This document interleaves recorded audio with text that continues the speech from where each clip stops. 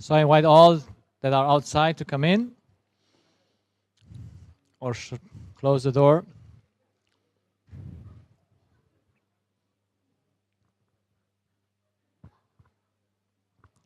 I know I could start just talking, but it's when I speak, you might understand, but then people come in and then somehow okay.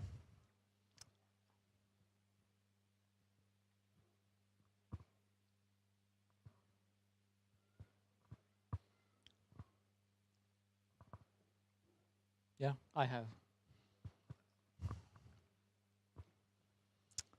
Okay, now we come to the peak of the mountain.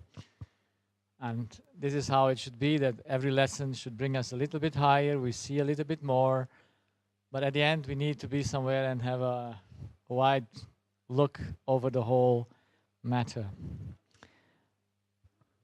I want to just continue with the thought, can I?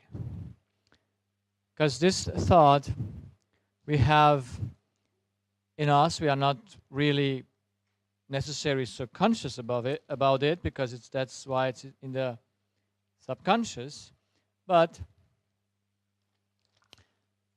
it is there and we act like we can do it. And the question is, can I produce love?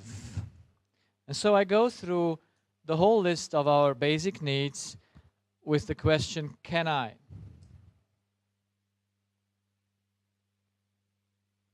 So can I produce oxygen that I need to breathe?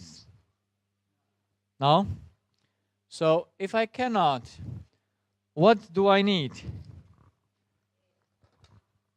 Pardon? I need a source. So who's making the oxygen available for us as humans? The plants. Do the plants create the oxygen? They just transform it so that we can use it. And we transform the same oxygen, bind it to carbo, yes, and then it becomes carbon dioxide, and it's what? For whom the food? For the plants. So you see, we are there in this dependency. We need the plants, do we? Not that they create anything, but they provide it for us. Now, do we produce our own water that we have to drink? Yes? I hope no. So we need a source, and that is nature, yes?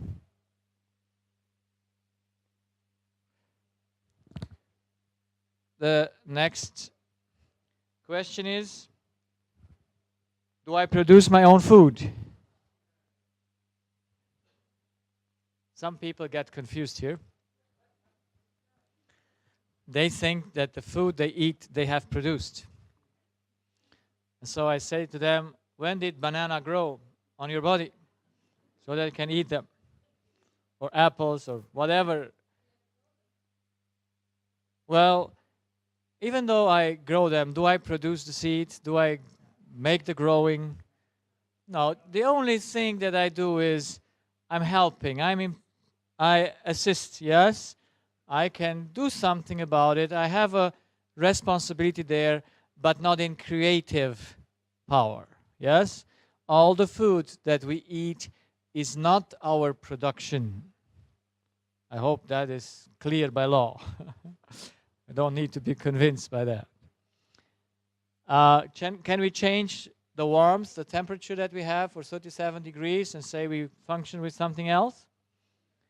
No, we cannot do that. And even to warm up and cool down, we need certain elements that we cannot produce. Then sleep. I didn't speak much about sleep. I want to suggest to you that we need to sleep for what purpose? What happens? What is restored in the human body? By what? Progress?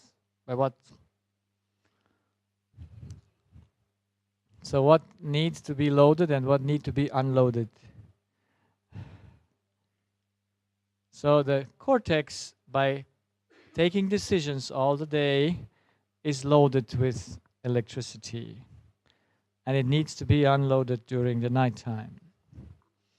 And while it is unloaded, it loads the cells in the body that have lost the electricity energy for their use. Yeah, so every cell has need of electricity and has their small battery that is going through using it, and the brain is the cortex is uploaded during the day, and during the night it still works, but it works for loading the body. So, but basically I think it's my own theory. Don't take me, you just have to study it for yourself, because there is no theory about why we need to sleep, you know that? In medicine, there's no answer. There's no answer. You can go to a scientist and say, that's why you need to sleep. Some come up and say, well, you need to put some order there in your hard drive, but it is, I come up by physiological process, and I have no laboratory where I could prove it, that my muscle cell have less energy in the evening than they have in the morning. Yes, from electrical viewpoint, and that my cortex has more energy in the evening and less in the morning. Yeah. So, but at least those who are very tired and they fall asleep, what happens when you're very tired and you fall asleep with your body? You have that experience, and you, yeah, everyone, I think you get a shock. So what is that shock? It's an electrical thing. It's like a flash of light that unloads, you know, that which is too much loaded. Yeah. So that's a little bit in a field that I have not yet really explored total. The sun, can we create the sun? I'm sure not. So sleep is something that we also cannot create, but we can make a lot to not sleep. So now the question is, do I produce the love I use by loving my wife or the dog or whatever? So is the human mind loving from itself? It uses the mean that it produces itself, or can it not produce love? Now maybe you, because you have a religious background, you say no. But we had here this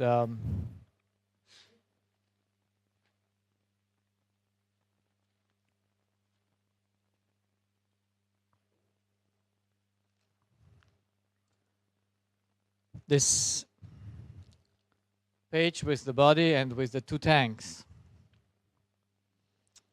And what we really think without knowing it that we think is that our spirit is closed here. Yes? That we think we produce the love that we give to others ourselves. Because we would never get into a personal loss when you say to someone, I love you, and he does not give it to you back. Would you? So you think it's my love that I share, and now someone is mocking about it or is not appreciating it. Yes? So this is where the problem gets difficult. Human beings think that the love they give to another one is their own love. And most of my patients, they say, yes, I produce love. You love, that's your action. You breathe, you eat, but you just use what? Not what you have produced yourself. See, we never can use something as energy that we have produced ourselves, can we? Because it is not possible. It must come from outside. You see, we have needs in our body that the body puts together because it gets the basic things to put them together. But if you don't give him the basic things to put them together, there is no power therein.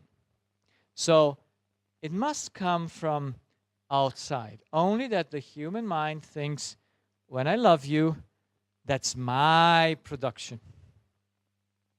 That's why, when do we get most hurt? When we love someone and he rejects our love, or we think we have done so much for that person and it really does not even appreciate a little bit what we have done. So, how can I convince the human being that he cannot produce love, but he always uses the love of another? Because what the mind is convinced of, that's the way it works. Yes? You are convinced you do it, you think it's your love. The first proof I have that the human being cannot love is a child.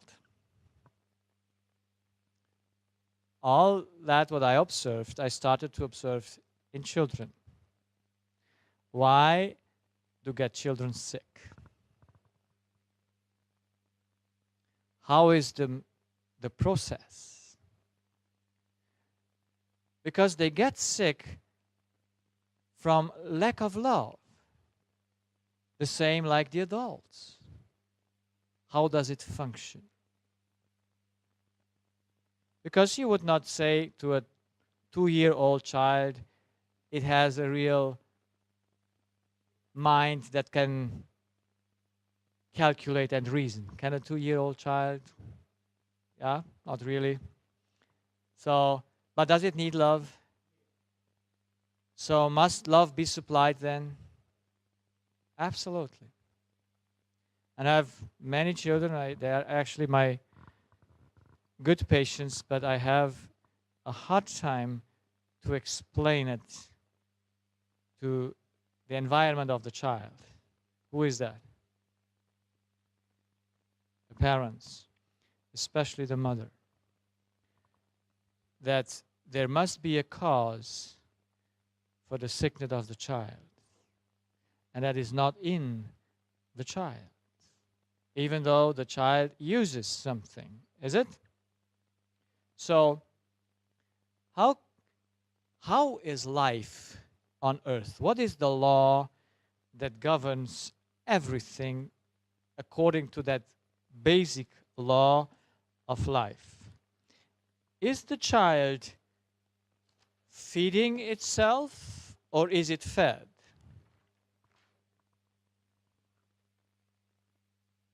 Now we can say both, but we need to see the physiology of it. So that's why we start with the plants. If this is our earth,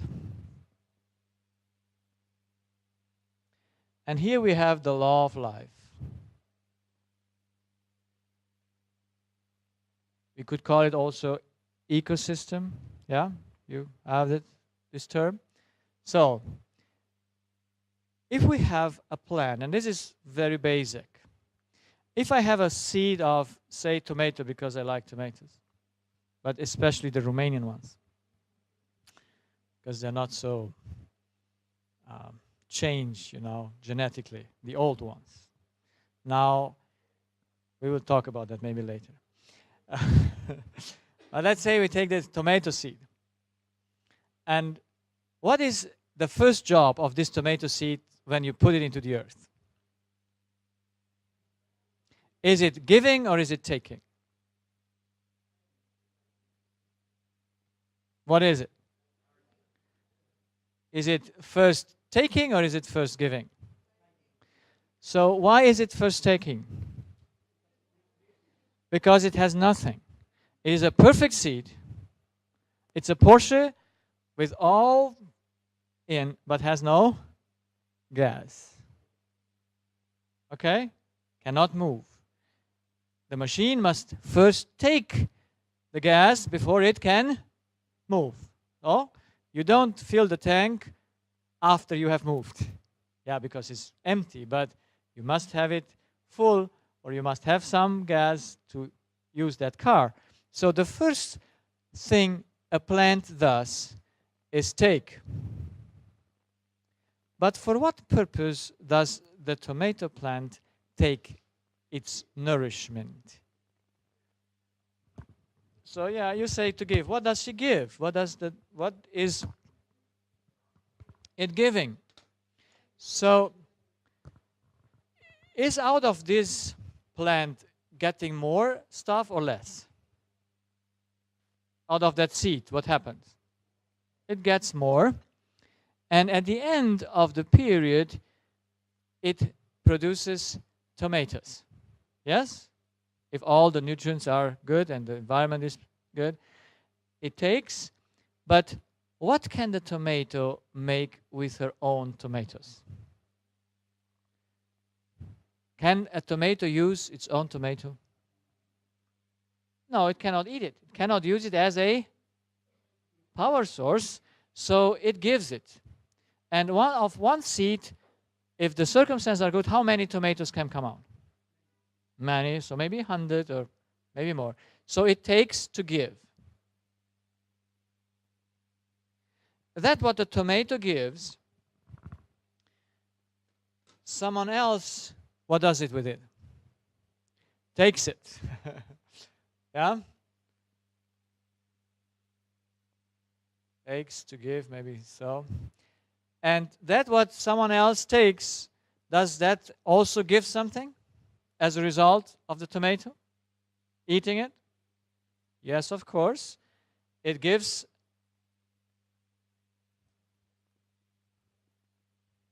And that, of course, what that individual gives takes someone else. And of course, that also produces something for someone else. And that someone else needs to take. And of course, someone needs to give the tomato also something that she had to take, to give something so that it has something to take from. So everything on this earth functions after this law. The ecosystem is a depending system, and each plant or species is dependent on another species to exist. No one species is dependent on itself, because no one species can produce what it needs. Every species is dependent on another species for its existence, because the other species produces its basic need for existence. So all this, take the tomato again, the tomato lives to feed whose life? Mine. Yes? And maybe not only mine, because there are also animals that like tomatoes probably. So it lives the whole life to feed me. That's the purpose of her life and existence. Does the apple tree ever say something when you take the apple from it? Say, don't touch it, you hurt me. Or say it, well, there comes a time they fall from themselves. Because the apple took the power to make the apples for whom? For someone else. And if this circuit would not exist, life would not be possible. And this life is so vulnerable, if one species that is central would die away, like birds. You know that the birds are important for the plants? especially their singing. You know why birds sing? One day, I think it was in one of the publications, I don't know exactly the publication, Nature, whatever, it says that when the birds sing in springtime, and you start here to have spring, they do something in the leaves of the trees that helps them to become green. Now you see, there are lines and dependencies that we don't know. But it is so that every species is important for the other one. And everyone lives to satisfy the need of the other. So on physical level, we as humans are perfectly in the ecological system. We take the oxygen, and what do we give back? Carbon dioxide. We take the water, and what do we give back? Is there some residual that we give back to nature? Yes, there is, and it's a potent power for some bacteria, whatever. When we eat, is all that we eat for us? Yes or no? Oh, you should think on your livers. It's not livers. It's we have in our intestine bacteria. They are very important to us, you know that? So better feed them, because they help you. They live there for your purpose, and you live for their purpose. Yeah, so and one lives for the purpose of the others. So we don't eat only for ourselves. And even the rest that comes out of us or an animal is still using for energy, for growing some good plants. So on physical level, we are perfect in the law of life, that is, takes to give. So when a baby is conceived in mother's womb, what does those two cells come together, they build one cell and start to multiply? Do these cells go after the same law or not? So what do the cells do? They take. So are they fed or do they take? They take. It's their action. Of course, someone needs to put them to their disposition. But a mother, when a baby is conceived in a womb, does not feed the baby like, I have to feed the baby now. Does it? No. That the mother needs to be very careful what she eats and drinks and thinks, because the baby would be just the result of that. Because it has no other source to take. So the law of life goes always into one direction, because if nothing has energy, it must first take the energy, but the energy must be there so that you can have to take it. So the child takes love from whom? From mother. From beginning? Do you think a child needs love while it develops? Absolutely, because it has a spirit, has a mind, yes, has no brain and no development yet, but the spirit is there because we inherit the spirit like we inherit the cells. I don't know how that works, but it is so. Now, the spirit of that child must feed and take love. And he takes it from the mother. And we can relate that it's very important how mother thinks. If mother goes through stressful situation during the pregnancy or not, it affects a child.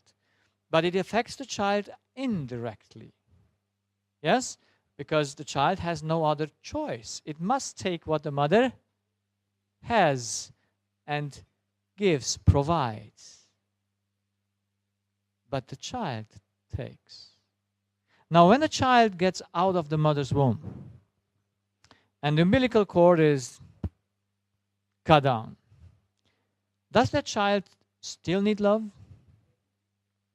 Now, how is it supplied?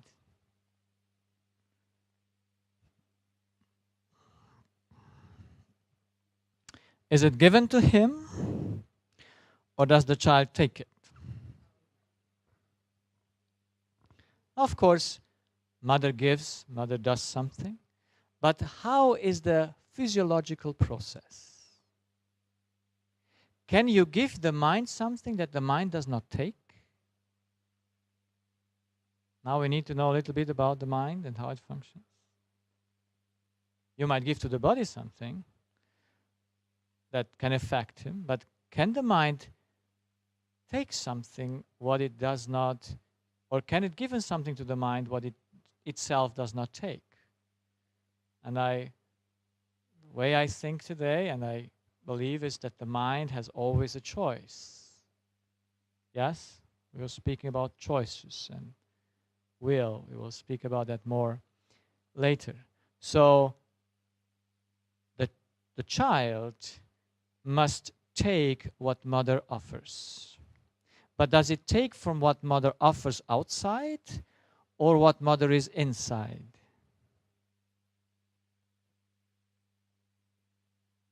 What do you think? Now, the best answer is both. But what is the most weighting? What is the most important? It's the inside of the mother. How does the child know the inside of the mother? Well, it senses it since it was in mother's womb for 9 months, mostly. So a child senses her mother on a certain distance, and it knows exactly what's going on in the mother from a spiritual level.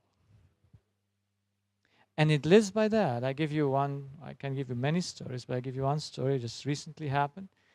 A couple came to me with their 3-year-old girl that had a cough for 1 year. Now, all of us would say, if you have a cough for 1 year and you go to different doctor, you give different tests, there is no infection, nothing there, but the child coughs. Is cough something that is not natural? Yeah, when we cough, it's not natural. Usually we shouldn't cough. Yeah, coughing is like pain. It shows something is not right. Something is wrong there. So they come with this child to me and they have this coughing for 1 year and they have to be into different doctors and no one could help them. And now, do you know why this child is coughing? What does it lack? Oxygen? What does it lack? So her cells lack love. But does the mother not love the child? Does the mother love the child or not? Yes, of course, every mother loves the child. But how then happens that it comes to the lack? So that's why we need to know the law. How does the child get the love from mother? And it takes it from the inside of mother. And this is a hard thing for us to understand because in our Western world, we have forgotten the cause or the reason or the purpose of a mother. And it's hard for us to understand. And some people might not love me because I say this, but it's the law. It's not me wanting to be saying something that I've made up. It's just observation. And it's a law that is behind it. I know from the cough of this child that in the heart of the mother there is a problem. Because the child feeds from her mother. So I need to check what's in the heart of the mother for the problem. And in this heart of this mother, there was a problem. They just moved a year ago to another home. They entered another apartment. And of course, when the child started to cough, they checked the apartment for what? Yes, for some wet parts, for fungus and whatever it is, and thank God they didn't find. So everything was clean, there was no, and they made the allergies to the child, no allergies, nothing came up. But every time I spoke to the parents in this counseling session, when they came to counsel, the mother started to cry when she was speaking about the apartment. She was very unhappy with that apartment. She says from the beginning, she did not like it, and it is a heavy burden for her. Now, for us as men, this might be a trivia matter, is it? But you see, women, they need to have a nice place to stay. We as men, we might stay in different places, not so important. But a woman needs to feel good in the environment she is. She needs to feel like in her own nest. And if the nest is not nice, for the woman, that is a very big problem. A big burden. We shouldn't neglect that. But you see, we men say, well, it's an inexpensive flat. It's an unapprentice. Let's go through it. Huh? We don't take care for the needs of our wives if it's too expensive. Yeah? We just stay where it's less expensive. We don't think, oh, what is the need of my wife? Because we are how? We're selfish. We don't think just on us. So if I feel comfortable in that room, my wife should also feel comfortable. That's not a big deal. What's the difference in this apartment from the other one? No? After all. You see, a woman does not think like that. She needs to have a nest. And now she's burdened. So whenever she starts crying, just mentioning that apartment, what is in her heart? Sadness. So what perceives the child? What does the child take from that mother? Sadness. So whenever a mother is sad and he takes her child in her arm, what does the child take? Love or sadness? Sadness. Because the child wants mother to be how? Happy. You see, this is why children protest.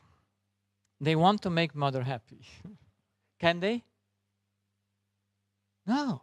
I had one child, I was just at the out where I have given some lectures, and the mother was lonely with her child. The child was maybe 7 or 8 years old, and the mother was talking to me in front of the child that how much she wants to have a partner. You know, that's many women today have a lot of problem because they have no partner. And then the child takes mother enough, but I love you enough. Is it enough? You understand? The child would like mother to be happy. A happy mother gives a happy child. An unhappy mother gives a nervous child. It is something that changes in the body of that being, because the being is not made to be unhappy. We were made to be happy how long? All the time. So once a mother came to me with her 2 sons, and the one son was 8 years old. And she said he hurts himself when he gets into stress. And with 7 years, he had thoughts of killing himself. So she went to the psychiatrist.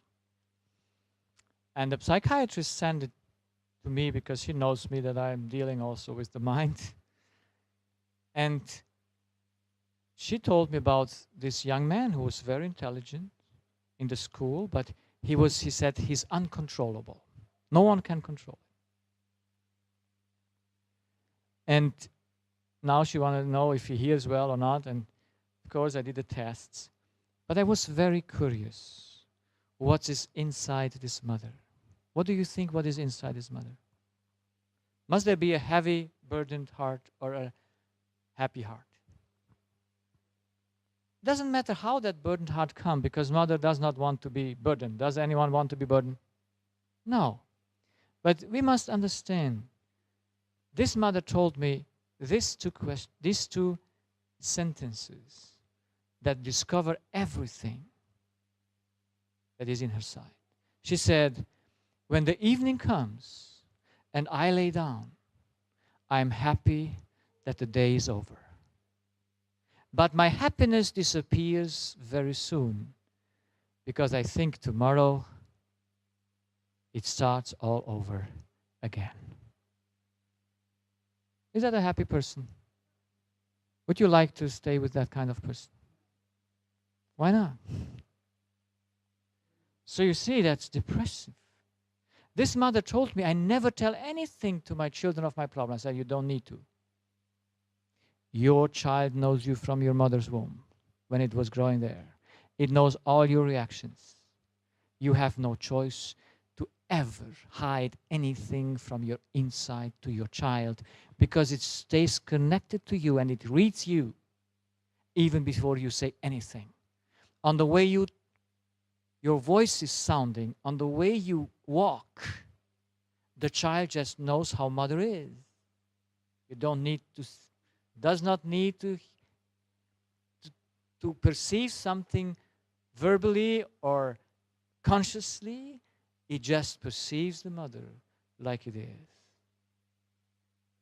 So mothers need to know how important they are, because they are love source. And it matters what you are inside, and it also matters what you are outside. One of my first cases where I learned a lot was a nervous tic in a 10-year-old girl. She just made for 4 years this noise. So that's what she made every 2-3 minutes, depends on the situation. So they came to me one night, where they were the last in my practice. The father is an educated dentist, and mother, whatever, I don't know what she had as profession. So they came with their 10-year-old child, and the child just made twice that noise. And I know that noise. I don't even, yeah, you know all nervous tics. You know what noises are right and not. Even in coughing, some coughing sounds normal and some coughing sounds not normal. And so she made twice this noise. And I said to the parents, is this the problem that you? Yes, this is the problem, because they didn't know how to explain it to me. I said, well, that's not a bad matter. That's not a problem. It's just a nervous tic. Yes? Well, they said, well, yes, we started when it first appeared. We went to the ENT. They took out the vegetations, do surgery for nervous tic. And then we did that. And then we went to the psychologist, and nothing worked. And then we gave up. But now the teacher in school says he cannot stay it anymore. Imagine you are a teacher in a class where in this age of 10 years, it's 3rd grade, and you have a child that every few minutes, what do all the other children? Yeah, so you as teacher, you want to explain something, and the moment you explain something, and everything is gone. And so the teacher said to the parents, you have to do something. We cannot stay this anymore. And so they came to me, and I'm happy that they came. And I just sent the child out because it's not good to speak with the parents in front of the child. And I said to the parents, the child is lacking something. Her brain is just showing that something is not right. The nerves do not react correctly. And so I asked them a question. I said, is this child getting almost always what it wants? What do you think the parents answered? Yeah, the parents answered yes. And I said, this is the problem. Your child has no security. And you need to be the security for your child. Who has to be stronger, the child or the mother? And who is usually stronger? That's not a good thing for the child to develop. If you have a weak mother and you think you're the boss, you are going to be very unhappy, because security can you get from someone who is weaker than you, or only from someone who is stronger than you? You never would do an insurance, go to an insurance company that says, I have not so much money as you, but you can insure yourself with me. Would you do that? You go to someone for security that has power, and it must have more power than you. And how does parents show the power? That they are stronger than their child. They guide their child. They don't say to their child whatever they want. You see, a gardener, does he allow his trees to do what they want? Why not? They won't bring production. But some people think today we need to leave the children like they are. So growing like, how you call this? Weeds, yeah, is that? Yeah, wheat, or how you call it? Yeah, so that which is not the right one, yeah, Unkraut, wheat, yes? So, and then think you get a good harvest. You don't get a good harvest if you don't put some borders to that young girl. You need to guide it, of course, with love, but with power. You must be stronger. One child, mother came, he was also with a nervous tic, and I said to the mother, this child is ruling you. He's the boss in the house. And you need to change that. It must be out of love, but the child needs to know it's not the boss.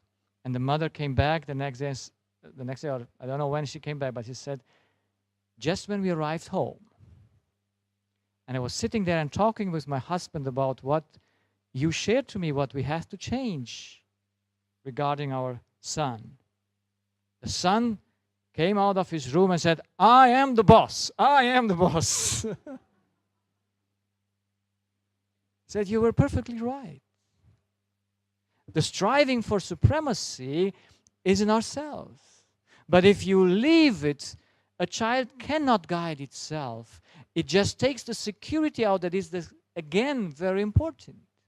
That's why parents and mother need to be stronger than the child. Not in violence, not by beating, not by nervousness, but by inner strength.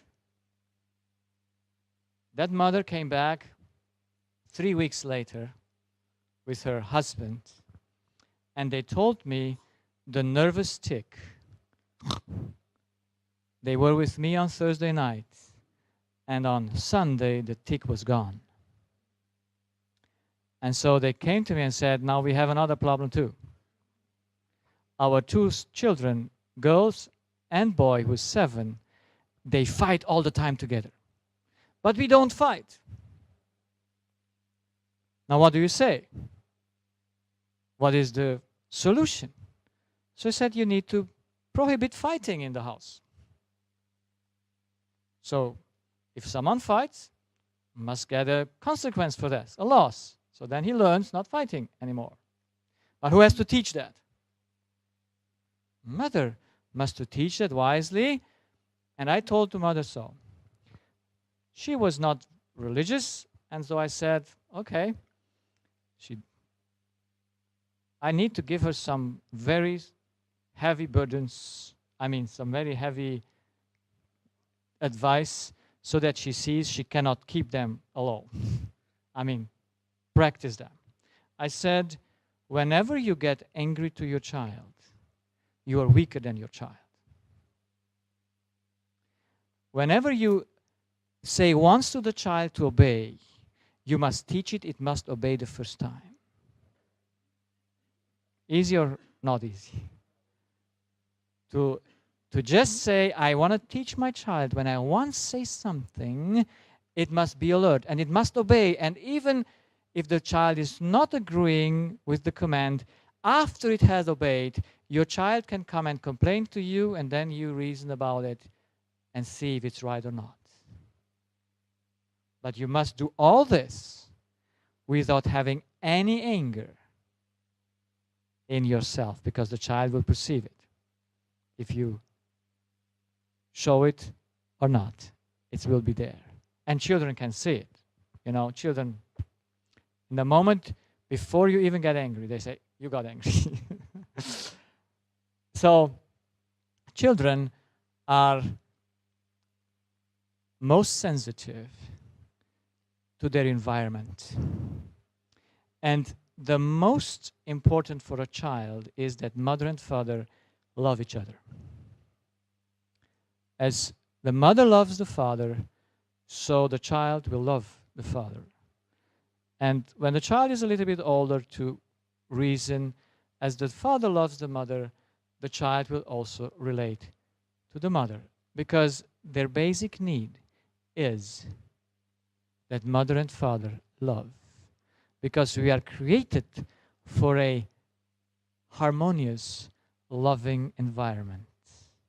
The child proves that life did not come from conflict. You know that? The child proves all evolution theory for nothing. Because if we are coming out the strongest survive, then fighting should be healthy. But fighting is destroying all biological life.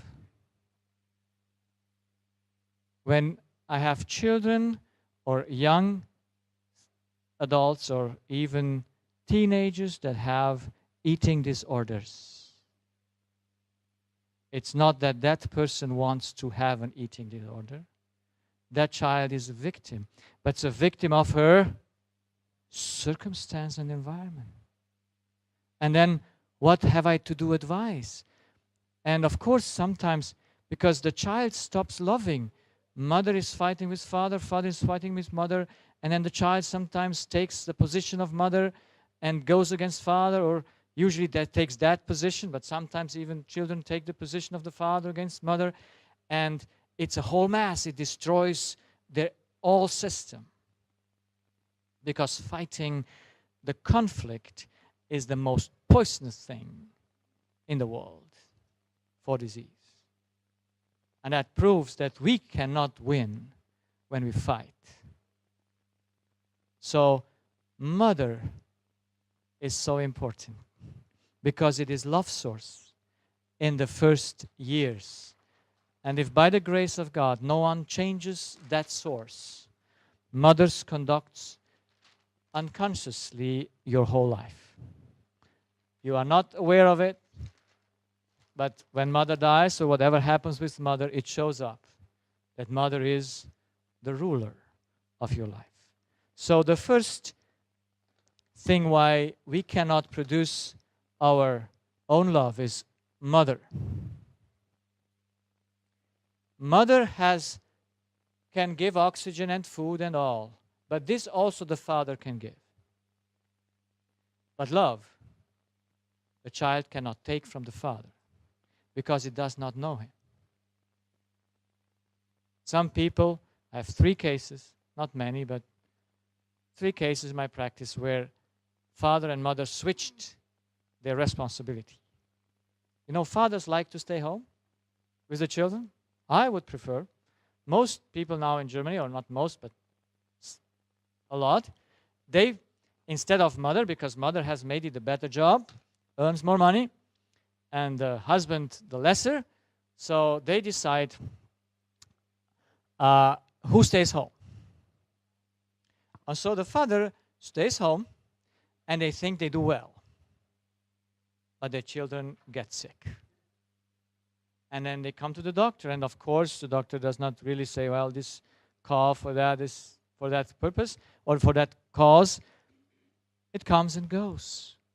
Children are getting sick. Children even have a fight when mother goes to work. I have even those cases where the child just starts to vomit and doesn't stop until mother is home. And then mother is a week home, the child does not vomit. Goes back to work, the child starts vomiting. Isn't that interesting? So we need to understand the role of the mother. There might be a weekend to just talk about that role for all mothers, but I have to stop here. I hope you understood. Mother is love source, and the young child has no other consciousness. It does not know his father really by consciousness to learn from him, but it learns its behavior, and its physics is conducted by what it takes from mother. That's why if you would like to destroy the world, what would you like to destroy? You would like to destroy the mothers. And how can you destroy them best? How you can destroy them best? Making them equal with men. Okay, I didn't say anything. You see, the French Revolution brought up that the women should do the same thing like men do. And the effect of the French Revolution today is the effect is maximum maybe. It might go even behind. But you see, to not show that the mother has a different role that the man has. That's not that they are not equal in stature, you know. Maybe I said it wrong. It's not that make it equal, just make their role the same like the role of men. That is like destroying nature. Yes? Saying man has to bring some babies to the world. Yeah? And it's really a ridiculous thing that they even write it in the paper that the first man brought his baby to the world. And I just a week ago, I was in the airport and I saw this advertisement in Berlin. A man brought his first baby.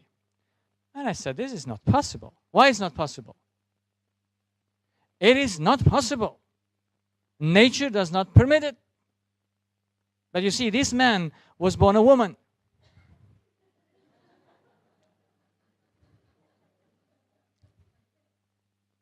And he then switched to become a man.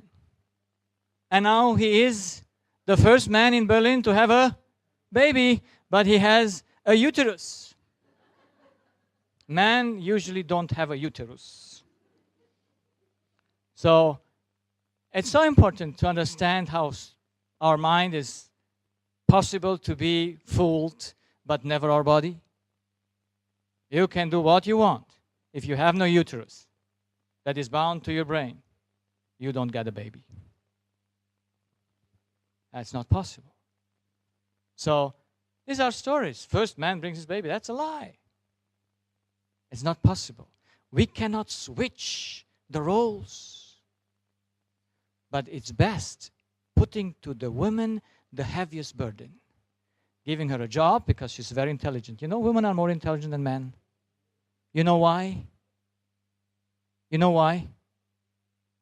Because they need to educate children, which is the easiest work, yes?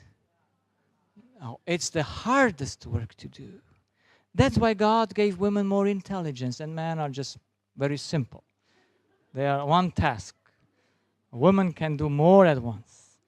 I am not that person. I just can do one step after the other. My wife can do 3 steps at once.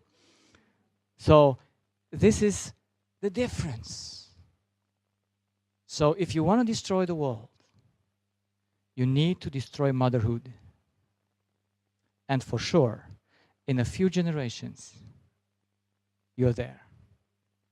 You know our psychiatrists, our psychiatries, you know how they grow? And they grow with children with 7 years. They grow with teenage with 15 years. But all other diseases grow. We thought in the first years, or at the beginning when I went to medical school, that disease is a problem of the age. The stroke came when you had over 70 to 80 years old. But you know when the stroke appears today? With 15. Children with 15 years have a stroke. All the diseases that in former days were just in old age now appear in young age. How can you explain it? Before you explain and said, that's the age, that's the problem, that we have to do. But now, it's in children. It's in young people. How do we explain it? Yes, it must be something that is changing during the generations. And one of the things is that more and more mothers are not at home. And not even they are not at home. Not that is even the worst. Mothers are not happy. Mothers are burdened with many burdens. And so if you burden the mother, you will destroy finally the world. So that's the attack in which we are. And that's the situation why children are getting so often sick.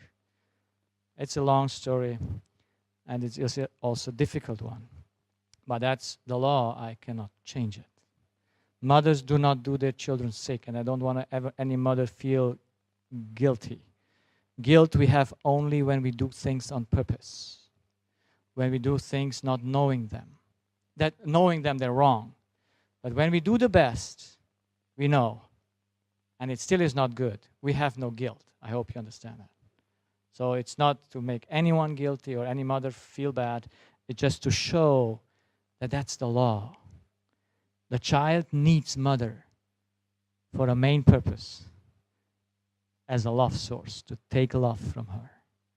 Then comes the father and all the other love sources, yes? Now, is the adult capable to produce its own love? How can we prove it?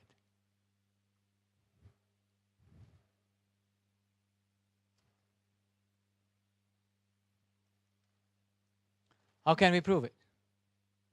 They all go along begging for love. If they would produce it their own, why would they beg? Why would they say, I love you, just to hear I love you too? Why would they beg all the time with all they're doing? Some just working. They cannot say no, because for what purpose? Because they want to be loved. So our behavior shows that we are not producer of love, because we're begging for love from others. And I have a third proving. Whenever you got into a very difficult crisis, like someone kills your child, or your mother is killed when she was in the case of the lady, or your father comes and brings another woman home, whatever is a big stress to you, can you love that person? Could you love the murder of your child if he just abused you sexually and then after that he murdered it? Could you? Who is able to do that? But you still need to do it for your life's sake and for those who maybe hang on you. Because the law is not changed. You have no oxygen, you don't breathe, you die. You don't love, you die. That's nothing to play with. It's serious. The person who killed your child You need to be able to think lovingly about that. If not, you kill yourself. You destroy yourself. Because that's the law. We need to love as we need to eat, as we need to breathe. So people prove that they cannot produce love by their situation in which they are in. And I have people from different beliefs, and some come to me and say, well, I have a love source in myself. I just need to find it and just take from it. And I had a gentleman, he was a professor in the university, and he had a disease for 5 years. And I explained to him his need of a love source, of the real one. But he was not agreeing with me. He says he has a love source in himself. And I said, well, if you have it, why you don't use it? And your back pain would disappear. Because it's there because you cannot love a person. And we figured it out in his history. And I showed him where his conflict was. And every conflict we have, you need to see is because of love's sake. Yeah, that's why we are fighting. It's a spiritual thing that we are fighting with. It's against laws. So I explained it to him that if he has really a love source in himself, it is like you have a well of water in yourself. Let's just find it out. Would you ever search for that well of water in yourself? Would you? Did you understand the question? Would you search for a water well in yourself to say, I don't then need to go to the... It mustn't make sense. Because we cannot produce our own water to drink. So if we have a love source in ourselves, we should be able, in whatever circumstance, to love. But we are not. And I said yesterday this, for you challenging, I can do something that you cannot love me. And as long as I can do something that you should not love me, I am your boss. I conduct your mind. Because you will go home and say, why did you say that? Why did you... Oh. And so the other one controls your mind. Not directly, because you are vulnerable. You expect from a person to love you. That's why you are in a big problem. On the one side, you think you can produce love. On the other side, you beg for it all the time. It doesn't make sense, does it? But see, the Bible speaks about the heart. And how does the Bible call the heart? A good place or a bad place? It's in Jeremiah 17:9, it says the heart of how many men? Yeah, it's a singular. The heart is exceedingly deceitful and desperately wicked. In Italian, it says malignant, not curable. Not curable. It has a malignant disease. It has a disease that is not curable. This is that place in the heart which is not curable. This place gives to receive because it thinks it can produce love. And is it then together with nature or against nature? So the heart of man is the only place in this earth that is against the ecosystem. It gives to take. That's exactly opposite to life. And that's how we are destroying first our own body and we destroy our environment. Because we are not here for our environment, but the environment for us. If the plant would think the same, would have no tomatoes anymore. So the human heart is, and this is pure spiritual, thinks it gives to receive. That's why it does not live for the purpose of another. You don't go in marriage to make the other happy, do you? Why do you go in marriage? Because you think the other one should make you happy.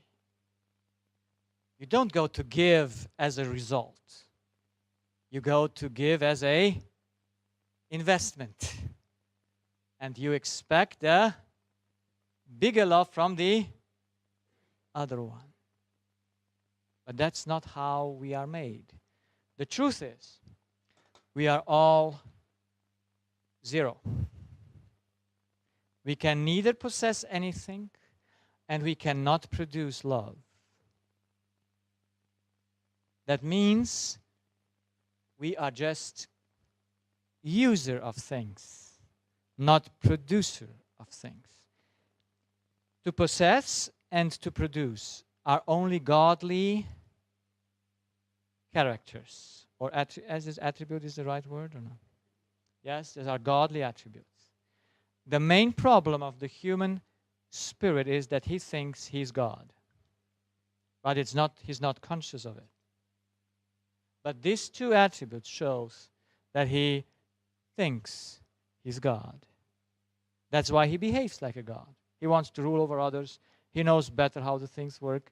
He just, in everything, you find that behavior that goes down to that deepest, I think the deepest thought that the human spirit has wrongfully in himself is, I am God. I possess things and I produce things. That's not conscious, but it works out to be like that. That's why the heart is deceitful above all things. It gives. It looks like it does the right thing, because giving is to win. But what is the first thing if you are zero? What do you need to do first? What do you need first to get into the winning situation? We gain by giving. But what we need, the tomato does, I need to take first, yes? It's very simple. I need first to take because I have nothing. But what I take, for what purpose do I take it? To give. Because if I keep it, it will be lost. Yeah?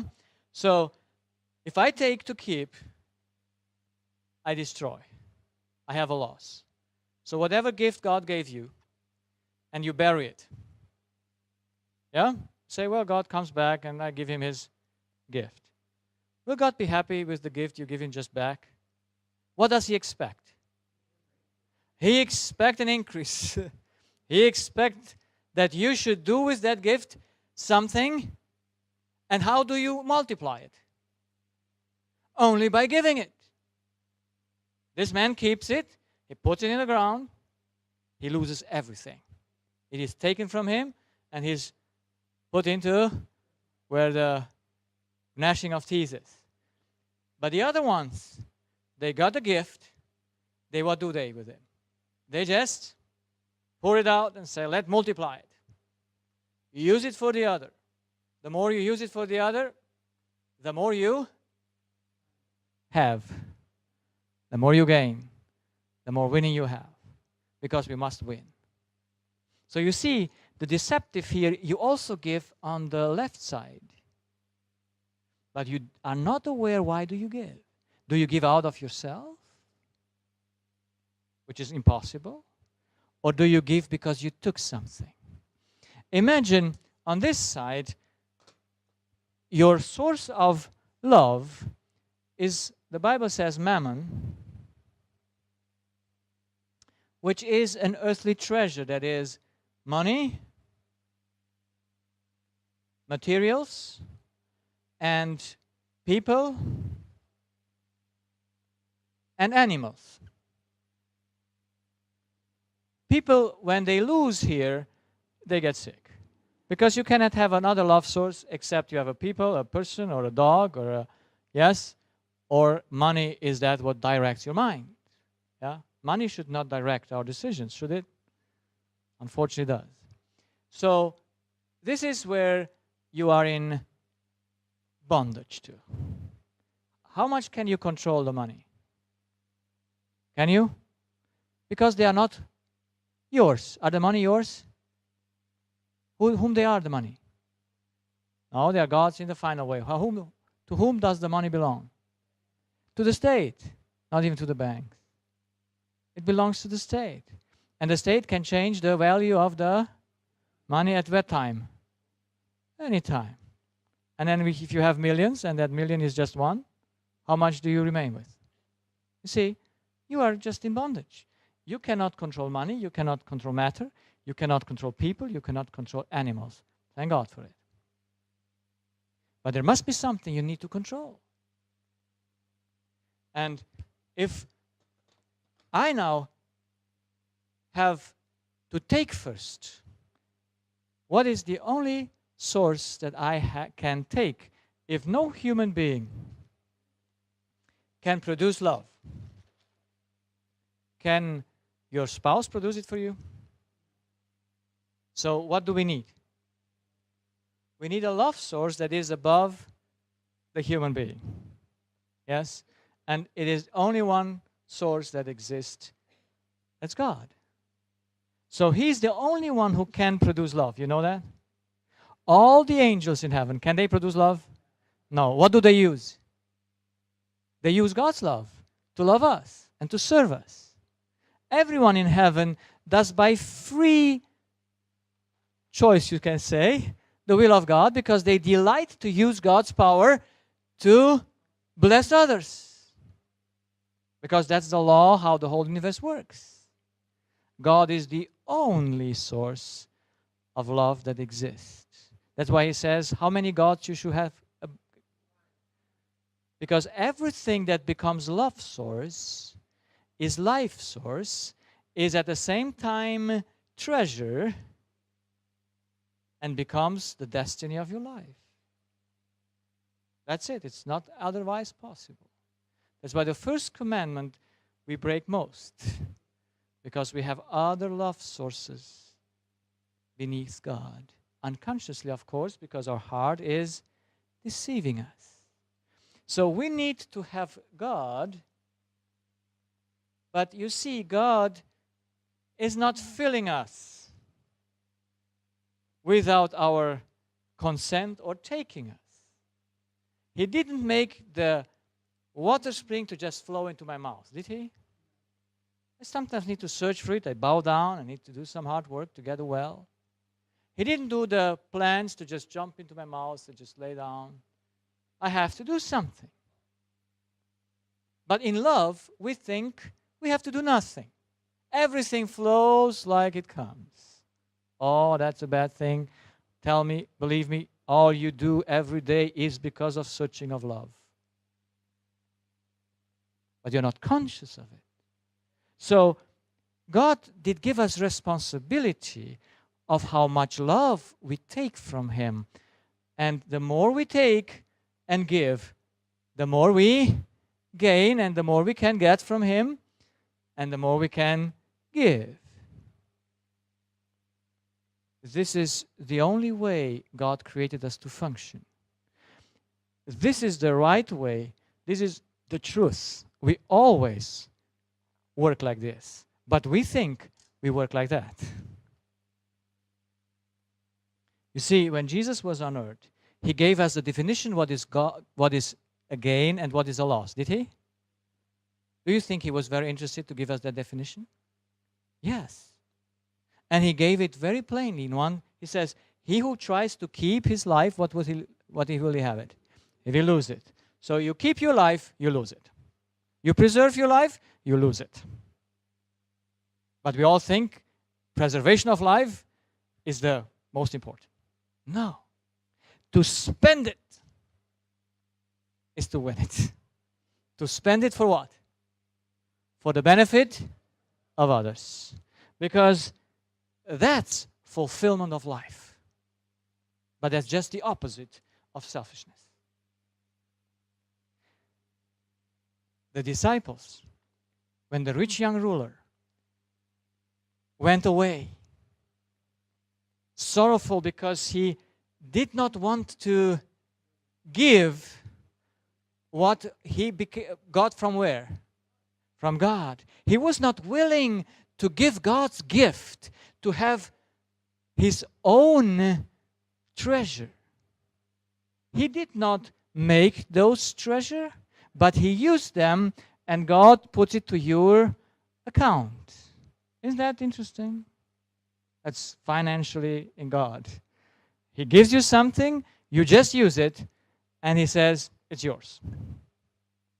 That's what you give is always yours. But you can only give what you took before. And if you took the good gift from God and gave it to those who are in need, you are doing your own self the greatest benefit. First bodily, and then spiritually, having some treasure in heaven for one day to live from all eternally. So, if the rich young ruler took from God, but he kept his treasure, it became for him a loss. And now the disciples watched that. And how was their reaction?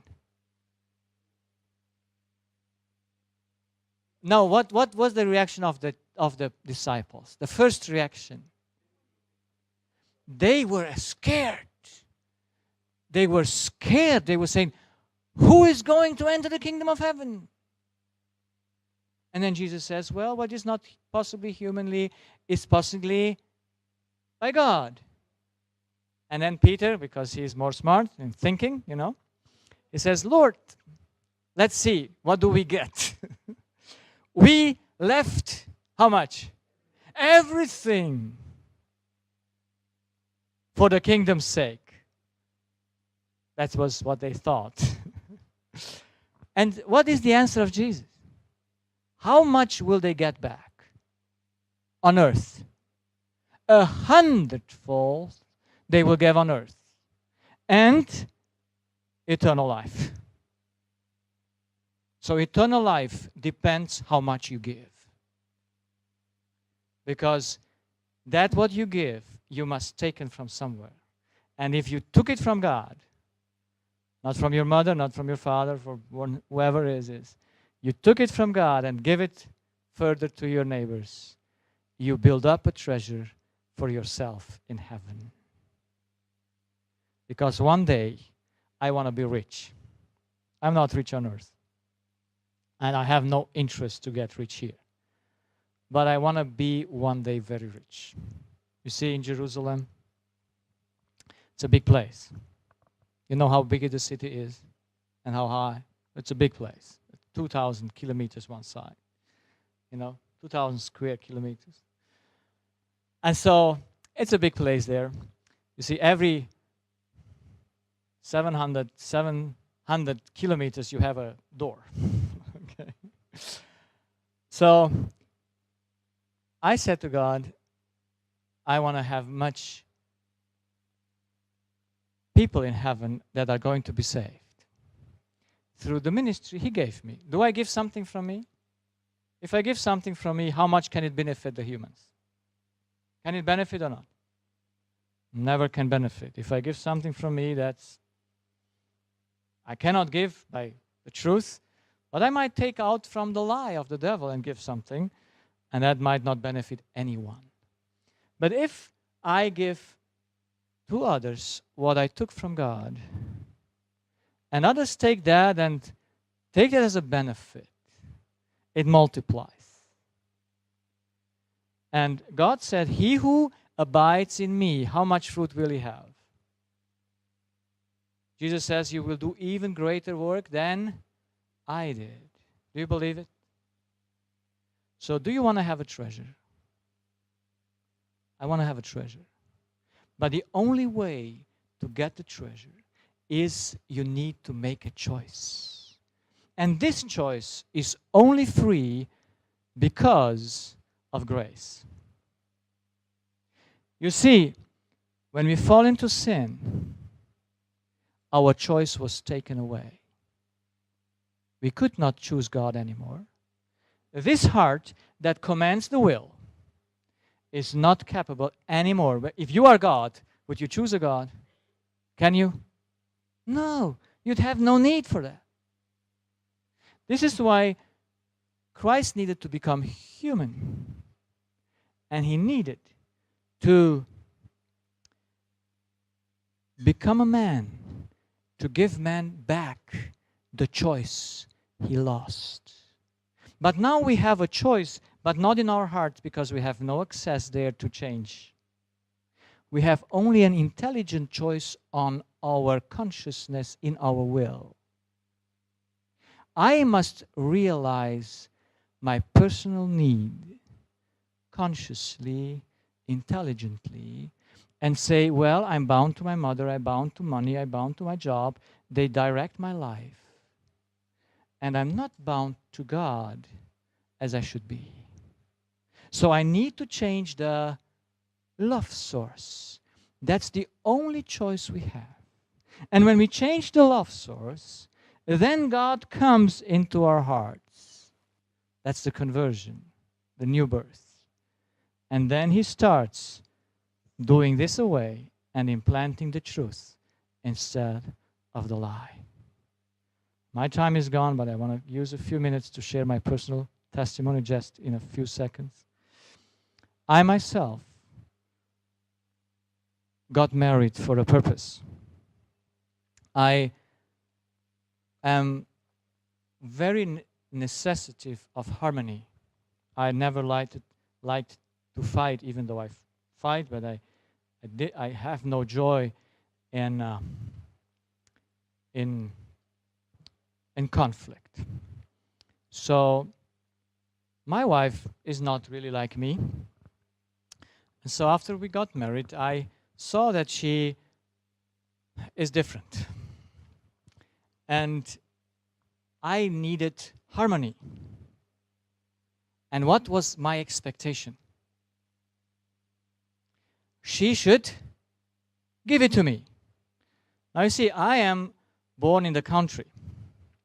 My wife was born in the capital city of Romania.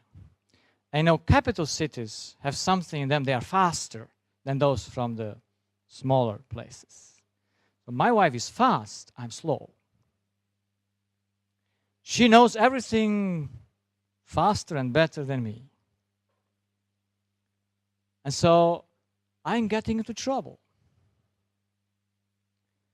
And I expect from her to be harmonious.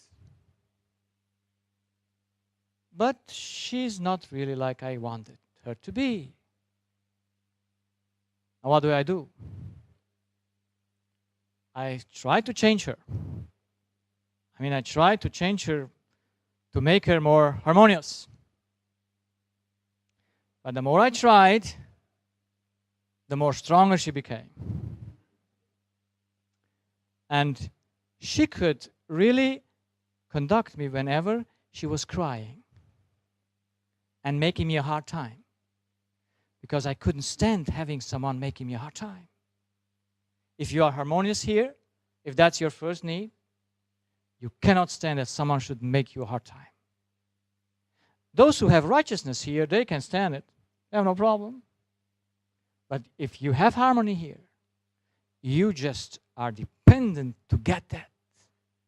And you are going out of every conflict if possible, or you try to get the right harmony. And so my wife found out very early that I'm sensitive to tears. They don't find it out by consciousness. It's just by, you see it functions, so you do it. Right? Like the baby cries and says, well, I get something when I cry.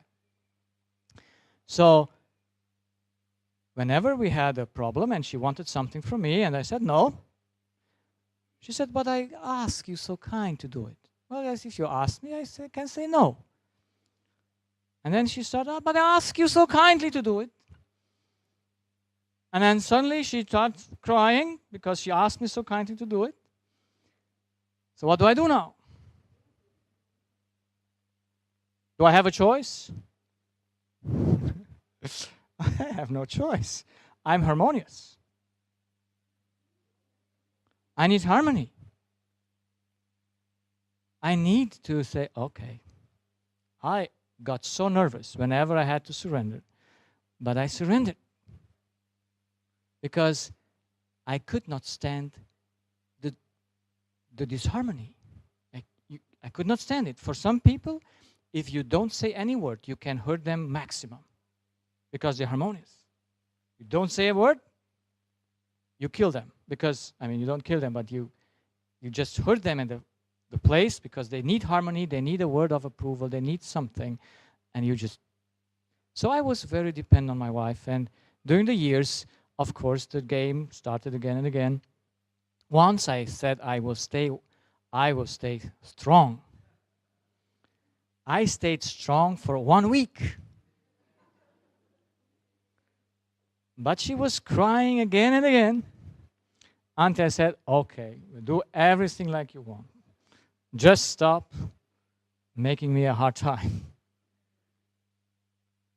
So when you are harmonious, you expect the harmony to come from whom?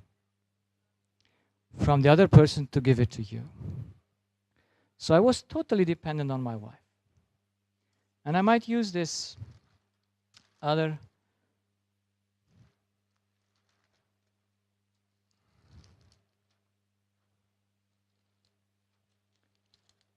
because a picture says more than 1,000 words. So where it is.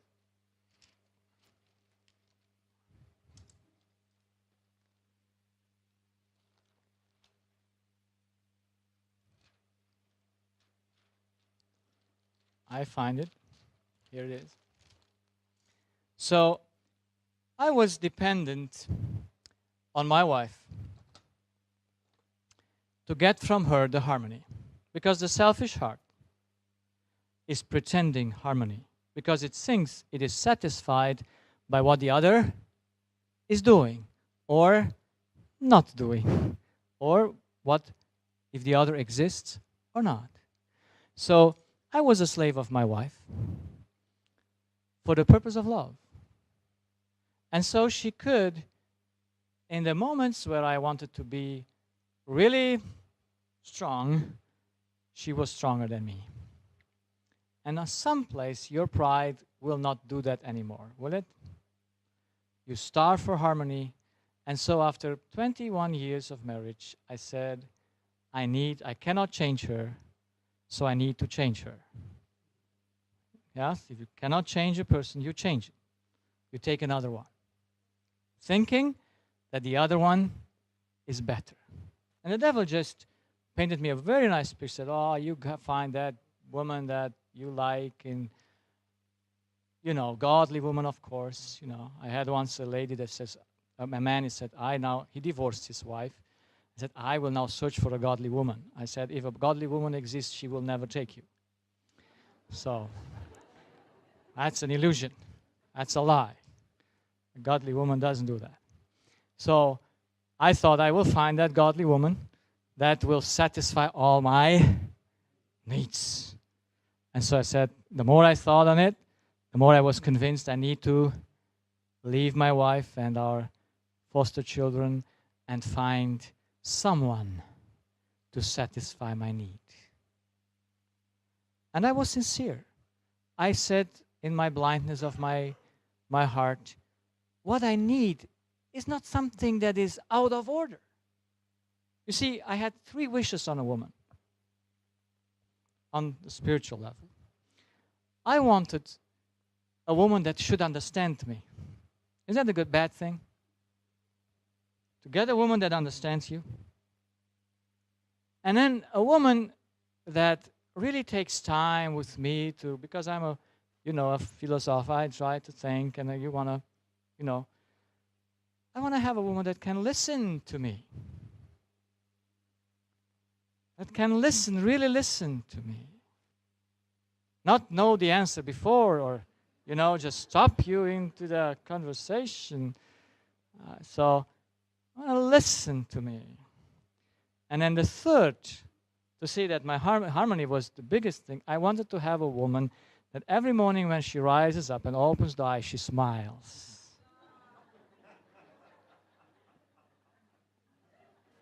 Wouldn't that be a nice thing? just just rise up, you open your eyes and you see a smiling face. Ah, I'm home. That was my wishes. Some are still there, but you see the dependency. I was a very joking person. A whole day I was joking around before my conversion. Why? Because I was happy or unhappy? I was unhappy because I needed people to laugh so that I get some harmony. Because laughter usually gives harmony, gives you some good, good feeling. So I was here in this great bondage, wanting something. And I must say, I was born in a family that was not a harmonious family. And I think I'm the only from 4 children that has harmony in the center of his life. And maybe my sister too. But I got the most diseases from the disharmony in our family. I got 1 week, just one example, after our parents separated. 1 week later, I got hepatitis B. I was 8 years old. And I was shut in a hospital for 3 weeks. That was terrible. I still remember. In Romania, they shut you up in quarantine for 3 weeks. So I always had harmony in my needs. You cannot change that. Yeah, that's how you are, how your personality is. And now I was expecting it from another person. And on the 1st of June 2003, after a long conversation, a counseling session, where I said, I will divorce. I cannot stand it anymore. I want to have my needs fulfilled. After about 3 hours, I went away to take my tennis shoes. And on my way to take my tennis shoes, there came a thought to me. It was a very definite thought. And the thought was like this. If you are going to keep my commandments, I will satisfy your needs. Do you know that Bible verse? It's in Isaiah 49:18.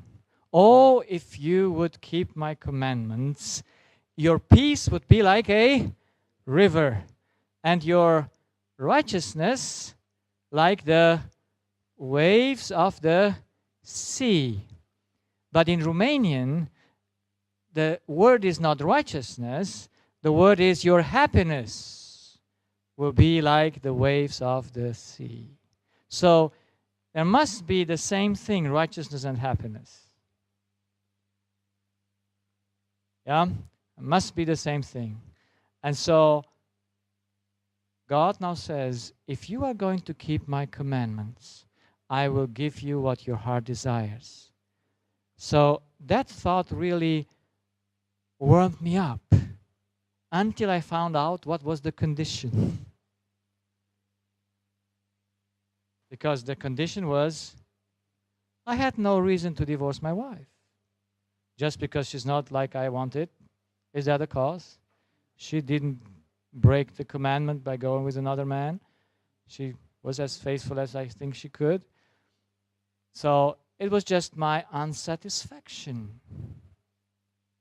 And that unsatisfaction, of course, goes like a, makes her unsatisfied, and so you fight all the time.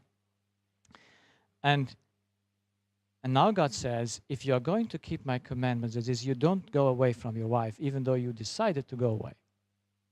Because I already prepared everything. The house was quit, the rent, the children should go back to their mother. I just had the plan. I go to my mother first, and my wife I sent to her mother. So I had all the plans made. Everything was set. This was June, and in July, at the end of July, everything should happen, because that was the end of the school year. Yeah, I wanted to leave the children to not change the school. I mean, just after the school year, do the things orderly. And so God is now coming and offering me, and I recognize the thought, even though I never had before, cannot remember those kind of thoughts. how can God make me happy if I stay with my wife? You understand? Because in your own heart, you have no idea that that's possible. Because you have no other measurement. You just think like this. You think from your own experience from the past. And you're there and you have no way of managing to see, how can God do that? So he worked for me for 1 week. We're on a camp meeting in the US, a family camp meeting, and there were very beautiful messages, one after the other. I was just bound in those messages, but I could never surrender because I know that I wanted to divorce. And so the Sabbath come, Friday night, they gave us some cards to put into the Bible, and there was my favorite Bible verse. As for me and my house, we will serve the Lord. You see, from childhood, I wanted to serve the Lord. I was never a pagan to not want to serve the Lord. The desire to serve the Lord was always there. But I also had my needs. And I did not know how to bring those things together. So I signed that paper and put that in my Bible. I still have it in my Bible that I read every day. 6 June 2003, that I want to serve the Lord. But Sabbath comes, and we are together again with this family to say goodbye. Our 3 children and their 3 children, we are there, 10 people. And my wife is not very happy. And then this gentleman looks to me and says to me, are you committed to stay with your family? And in those days, I answered before I listened to the whole thing, because I was expecting something that the other ones should say. And so I said yes in the moment he finished.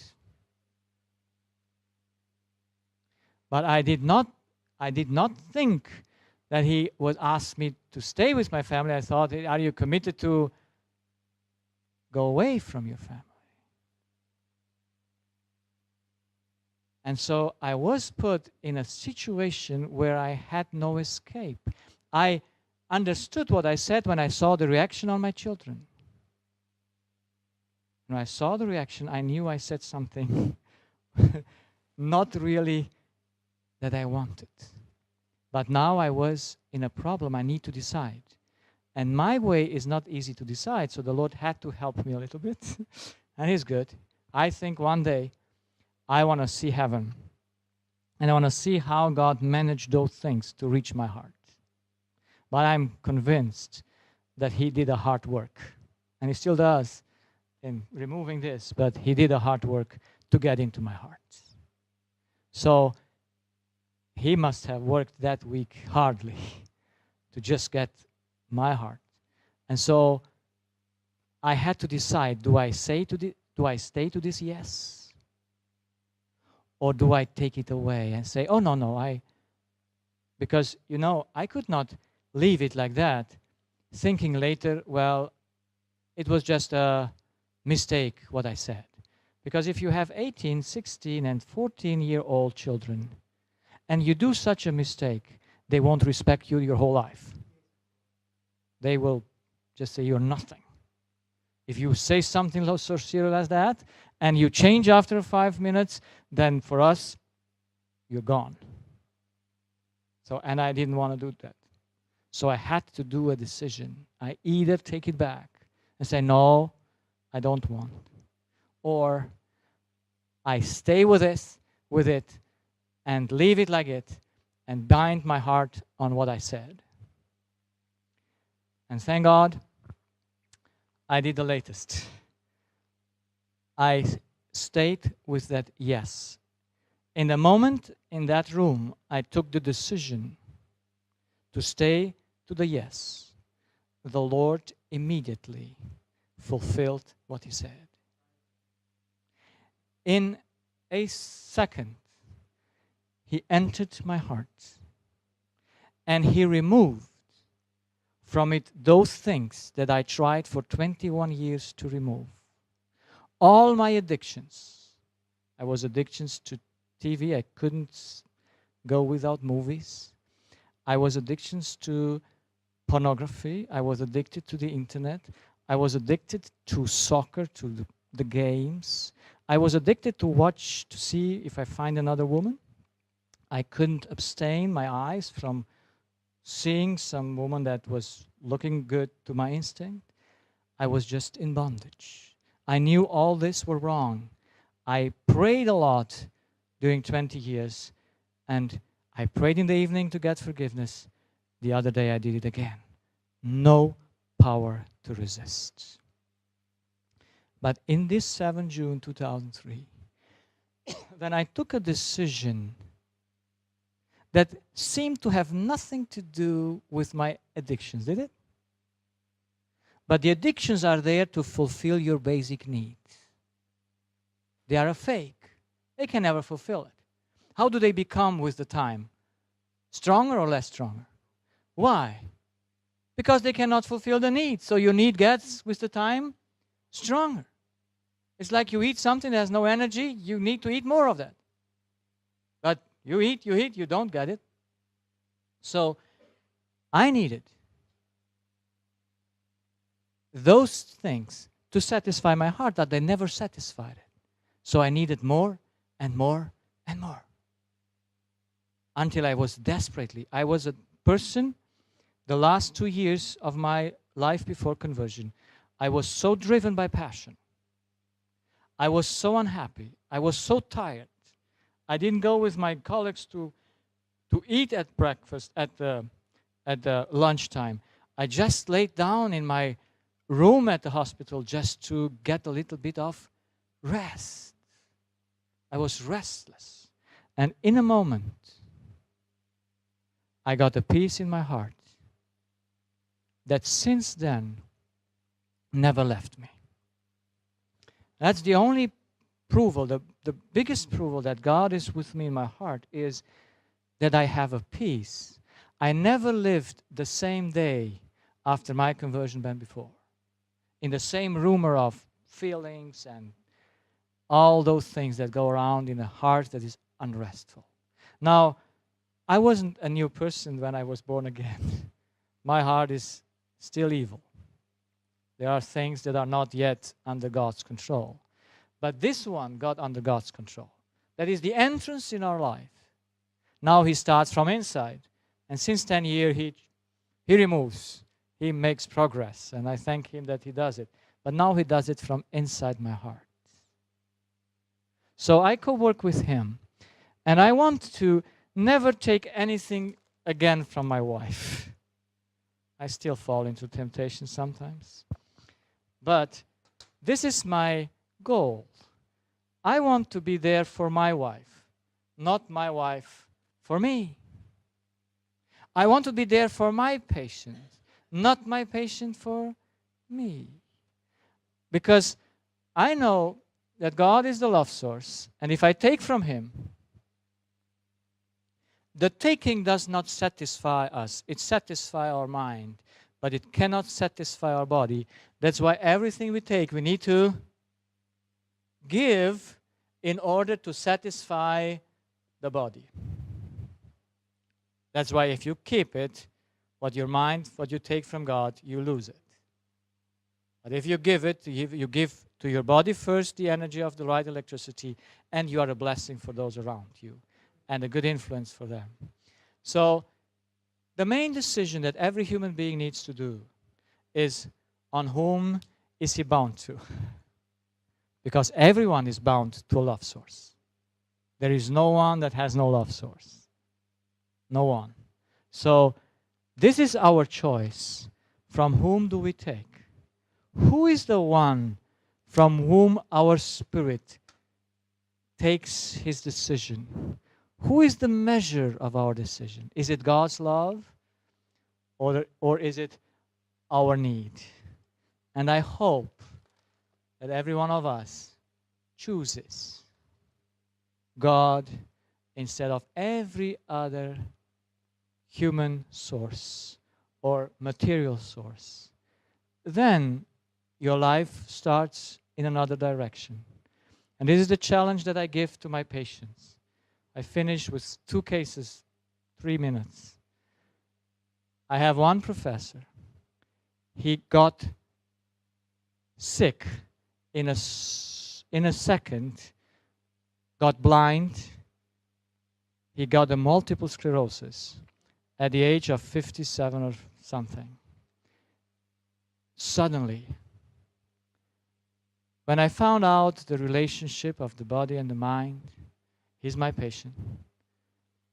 I asked him about his relationships. And he had a very bad childhood. He really does not love his mother. And his father, of course, but mother is worse than father. And so when I found this out, I prayed to God and said, how can I help the man? He now has for 7 or 6 years, I don't know how many years, this atrophy of his nerve that cannot see. So that nerve is dead. But I asked God if I can promise this gentleman healing if he does what I say to him. You see, I pray with him, but I know my prayer will not avail. Because this gentleman has what? He has a choice. I cannot make that choice for him. So I put him in front of that, what in the Bible you find again and again, a faith work. Yes? Faith must grasp something. So I told him, in the moment you will pray, God, give me love for my mother. God will heal you and you will become whole and you'll see again. It happens 2.5 years ago when I told him that. Is the gentleman seeing? Now you don't know it, but what do you suspect? No, he's not seeing. Why is he not seeing? He cannot pray the prayer. And if he does not pray the prayer, no healing is possible. Every time Jesus healed, the will of those persons were, even in those who were possessed, included. Even the people that came to him from Gennesaret and trying to kill him, they came to be healed. They just could utter just the words of the demons, but they came to be healed. Jesus cannot heal someone who does not want it. Our will must be included. It must be an action of our faith. So I give my patient faith example. I see what their biggest trouble is, because I can say, choose God. This man is a Christian in his sight. And I say, if you say accept God, he will say, yes, I pray. Yeah, that's not enough. Are you willing to love your mother? That's what counts. And if you're not willing, nothing will happen. You don't need to love her, because you cannot. You cannot love a person that does not do the right thing. But do you want to love her? Do you desire? Because you see love is something good. And it benefits your own soul. I had another lady. She's 78 years old. She came with a cough for 1 year and 2 months. Terrible cough. This was really one of the terriblest cough I ever heard. But she had nothing, only the coughing. And she had for 10 years a bladder, a urine bladder that was incontinent. She needed to go every 30 minutes, latest, to the toilet for 10 years. She said, when I take strong medication, it takes me 2 hours. But after that, I have to go to the toilet. And she had uterus cancer 39 years ago, 40 years. She was done surgery, radiated, and all this. And the bladder problem remained from that.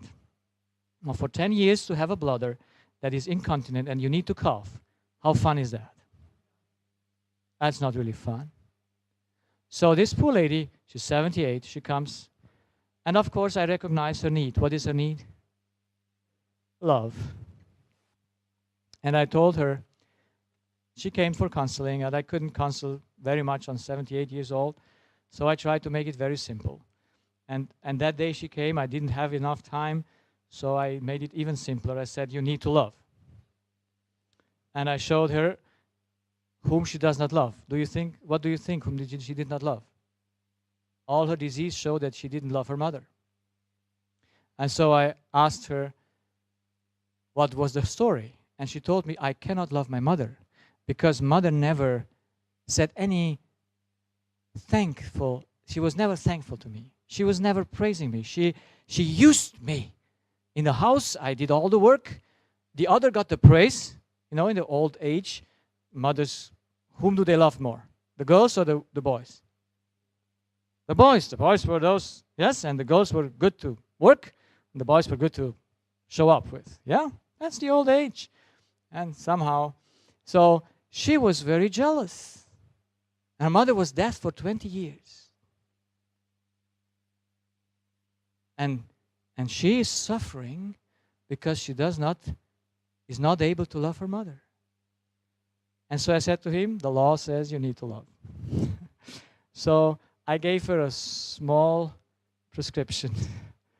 I said, until she comes back, you go home and you pray to God to change your heart so that you can, so to change your sight about your mother, to see mothers with other eyes. Because that we cannot do. No one can change a side. You ask God to do that. And so that you be able to love your mother. And the lady came 3 weeks later. She was waiting in my waiting room for 1.5 hours. When I saw who was waiting and she never coughed, I said, you never coughed. 3 hours. And I heard the last 2 times. I said, oh, doctor, I don't cough anymore. She was very happy. I said, what did you do? Well, doctor, I did exactly what you said to me to do. You like that? I like that. You see, as a doctor, if you give a right recipe and the people just do it, you're a happy doctor. And I was very emotional because she said, I did exactly what you said.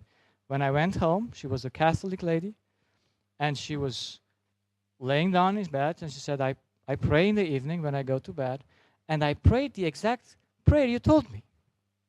I just said, Lord, change my heart, my sight, so that I be able to love my mother. And she said, since then, my cough stopped and my urine bladder is functioning perfectly. I don't need once in the night to wake up to go to the toilet. She's 78 years old. And she said, it's now 3 weeks. And it worked. And so I was very happy for this simple lady.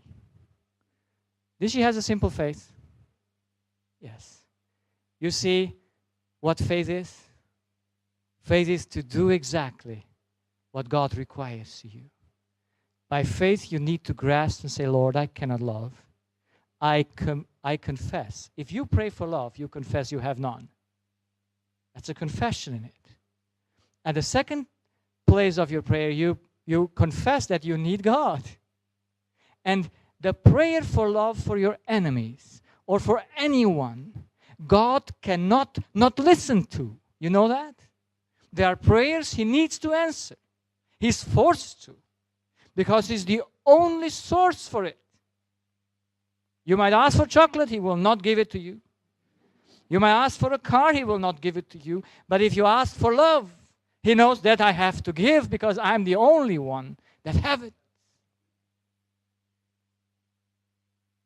So this is our challenge. It's the challenges of faith. Do we grasp by faith our need and say, Lord, I am so selfish.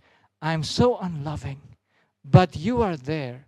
You're capable through Christ to give me everything I need to be the most loving person that exists on earth. The first in my family should see me that I'm the most loving person. I have this goal. Is it a good goal? I want my children, who are all grown up now, and they know me when I was not converted, one day to find no love fault anymore in me.